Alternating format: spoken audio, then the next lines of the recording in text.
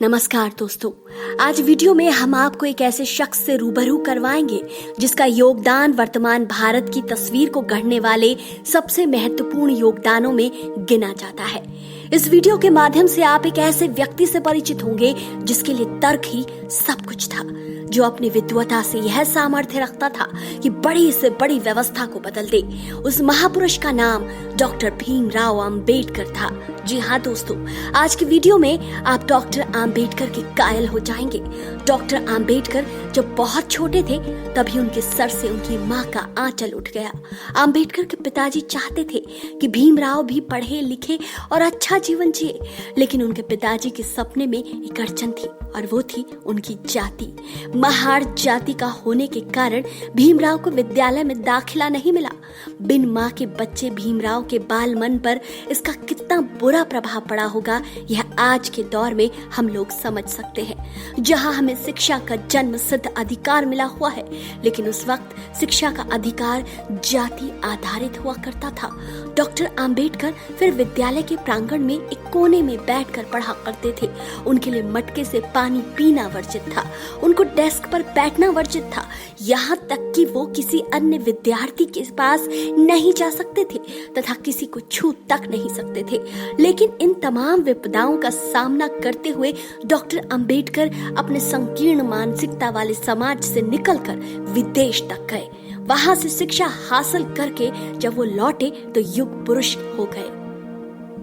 अंबेडकर जब वकील की पढ़ाई पूरी करके विदेश से भारत लौटे तो अपने लॉ की प्रैक्टिस करने लगे। जब उन्होंने अपने ऑफिस के लिए थोड़ा स्थान मांगा तो वहां के सभी वकीलों ने उनकी चुटकी लेते हुए और उनकी जाति का मजाक बनाते हुए कहा कि अरे आप तो बहुत विद्वान हैं, तर्कशील व्यक्ति हैं, आपको ऑफिस की क्या आवश्यकता, आप तो सड़क पर भी वकालत की तैयारी कर सकते हैं। इस तंज को डॉक्टर अंबेडकर ने सहर्ष स्वीकारा और अपना बैग लेकर सड़क किनारे ही बैठ गए।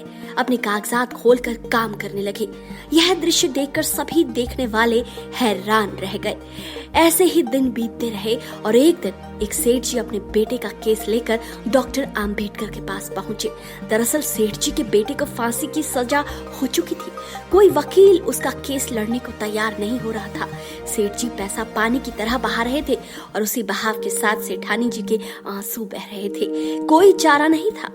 तब किसी ने कहा कि सड़क किनारे एक पागल वकील बैठा है, अगर वो केस लड़ पाए तो शायद कुछ हो जाए। सेठ जी भागे भागे डॉक्टर अंबेडकर के पास आए और उनके चरण पकड़कर रोने लगे। उनकी आप बीती सुन डॉक्टर अंबेडकर ने केस लेने के लिए हाँ कर दिया।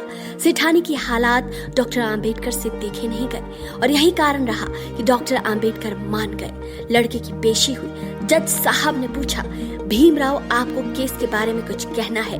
डॉक्टर अंबेडकर ने कहा, जी नहीं जज साहब, मुझे कुछ भी नहीं कहना, कृपया आप फैसला दें।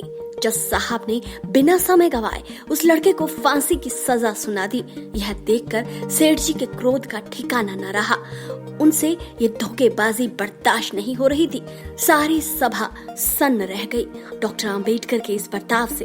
लेकिन अंबेडकर तो फिर अंबेडकर थे। उन्होंने अपना कार्य कर दिया था। लड़के को फांसी के तख्ते पर खड़ा कर दिया और जज साहब ने आदेश दिया कि इसको फांसी दे दी जाए। तभी डॉक्टर अंबेडकर बोले, बस जज साहब बस, आपने इस लड़के को फांसी की सजा दी थी, मौत की नहीं। यह सुनना था कि सामने खड़ी जनता सन्न रह गई। जज साहब को काटो तो खून नहीं। डॉक्टर अंबेडकर के इस तर्क पर वह लड़का मृत्यु से बच गया। डॉक्टर अंबेडकर ने एक माँ से उसके बेटे को मिलवा दिया। तब से ही सजा देते समय सजाए मौत कहा जाता है। तो दोस्तों, कैसी लगी आपको ये कहानी? हमें कमेंट करके अपनी राय से अवगत करवाएं। आज के लिए इतना ही।